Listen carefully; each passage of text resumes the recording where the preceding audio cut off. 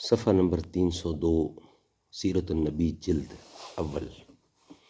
سن 8 ہجری غزوہ موتا جمادی الاولی 8 ہجری۔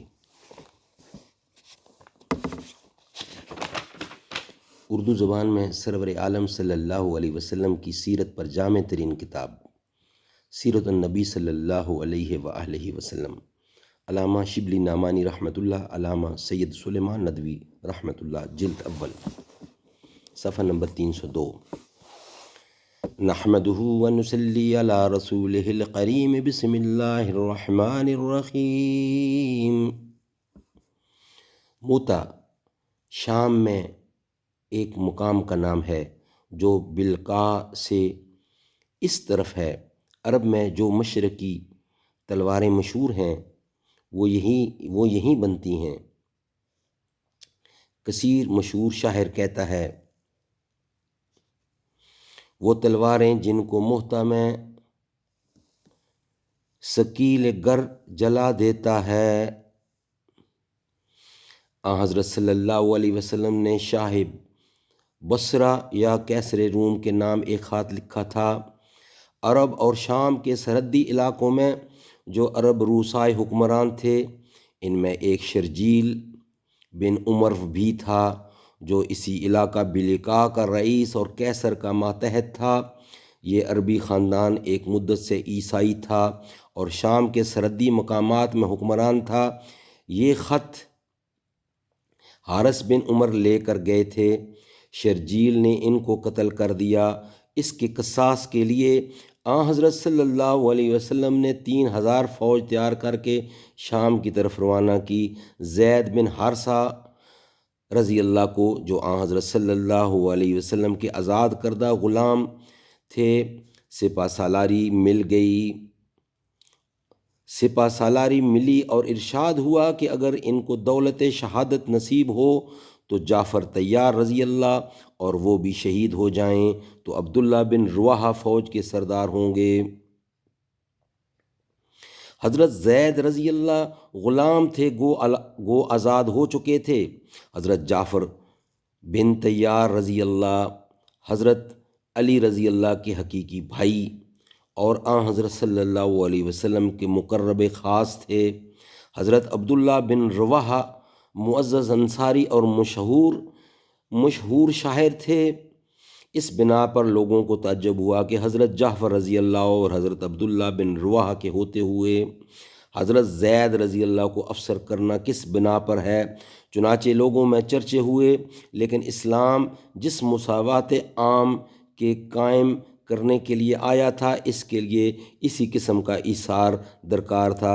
حضرت اسامہ رضی اللہ کی مہم میں، جس میں تمام مہاجرین کو شرکت کا حکم ہوا تھا، حضرت صلی اللہ علیہ وسلم نے انہی زید رضی اللہ کے صاحبزادے حضرت اسامہ کو فوج کا افسر مقرر کیا تھا۔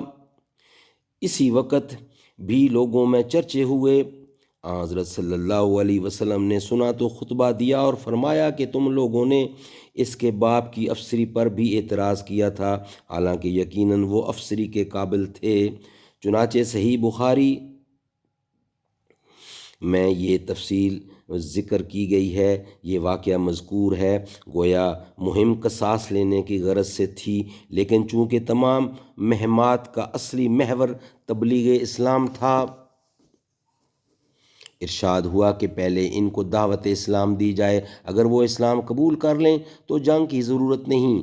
یہ بھی حکم ہوا کہ اظہار ہمدردی کے لیے اس مقام پر جانا جہاں حارث بن عمیر رضی اللہ نے اوائے فرض میں جان دی ہے۔ تثنیۃ الوداع تک آن حضرت صلی اللہ علیہ وسلم خود فوج کی مشائیت کے لیے تشریف لے گئے۔ صحابہ رضی اللہ نے پکار کر دعا کی کہ خدا سلامت اور کامیاب لائے۔ فوج مدینہ سے روانہ ہوئی تو جاسوسوں نے شرجیل کو خبر دی، جس نے مقابلہ کے لیے کم و بیش 1,00,000 فوج تیار کی۔ ادھر خود کیسر و روم ہرکل قبائل عرب کے بے شمار فوج لے کر تاب میں خیمہ زن ہوئے۔ جو بلقائے کے اضلاع میں ہیں۔ حضرت زید رضی اللہ نے یہ حالات سن کر چاہا کہ ان واقعات سے دربار رسالت کو اطلاع دی جائے اور حکم کا انتظار کیا جائے، لیکن حضرت عبداللہ بن رواحہ نے کہا ہمارا اصل مقصد فتح نہیں بلکہ دولت شہادت ہے جو ہر وقت حاصل ہو سکتی ہے۔ غرض یہ مختصر گروہ آگے بڑھا اور 1,00,000 فوج پر حملہ آور ہوا۔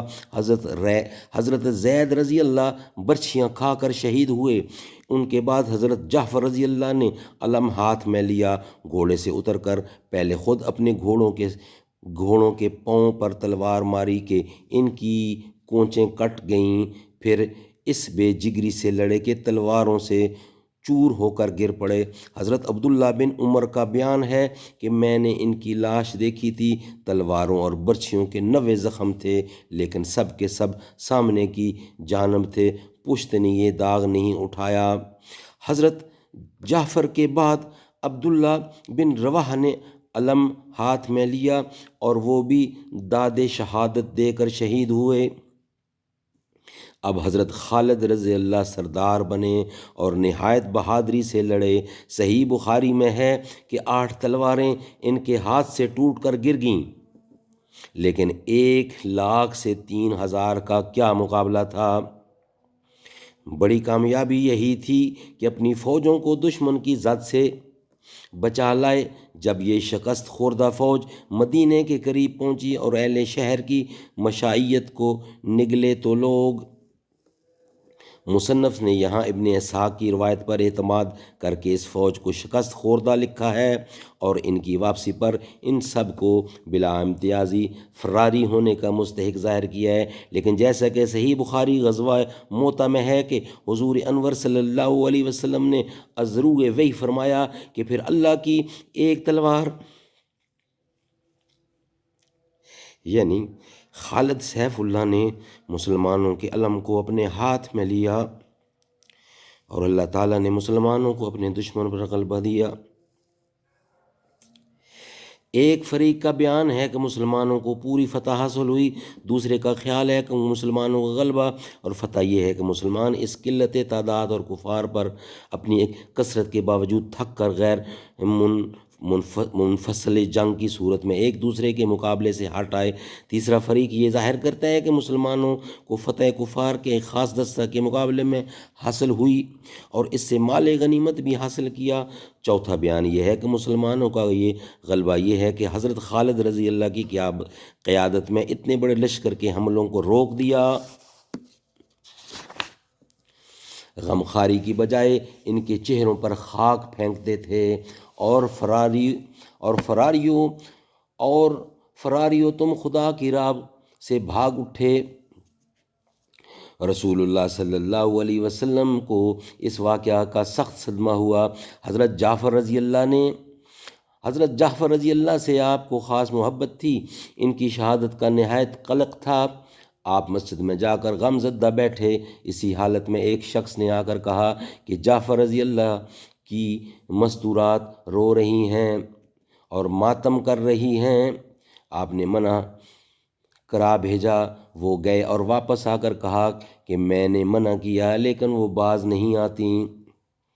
آپ نے دوبارہ بھیجا، وہ پھر گئے اور واپس آ کر عرض کیا کہ ہم لوگوں کی نہیں چلتی۔